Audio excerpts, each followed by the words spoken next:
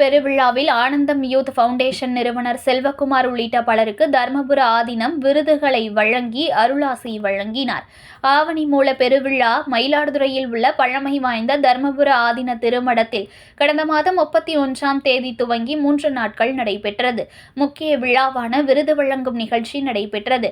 நிகழ்ச்சியில் தர்மபுர ஆதீனம் 27வது குருமகா சன்னிதானம் ஸ்ரீலஸ்ரீ மாசிலாமணி தேசிகன் ஞானசம்பந்த பரமாச்சாரியா சுவாமிகள் கலந்து கொண்டு சமூக சேவையில் சிறப்பாக செயல்பட்டமைக்காக ஆனந்தம் யூத் ஃபவுண்டேஷன் நிறுவனர் செல்வகுமாருக்கு சமூக சேவை கலாநிதி என்ற பட்டத்தை வழங்கினார். தொடர்ந்து தர்மயாதீன அனைத்து உலக சைவ சித்தாந்த ஆராய்ச்சி நிறுவனத்தின் மாலை நேர கல்லூரிகளில் பயின்ற ஆசிரியர்களுக்கு சைவ சித்தாந்த புலவர் மற்றும் சைவ சித்தாந்த கலாநிதி ஆகிய பட்டங்களை வழங்கி அருளாசி கூறினார். பின்னர் நிகழ்ச்சியில் பங்கேற்ற 500க்கும் மேற்பட்டோருக்கு தர்மபுர ஆதீனம் இனிப்பு உள்ளிட்ட பலகாரங்களை வழங்கினார்.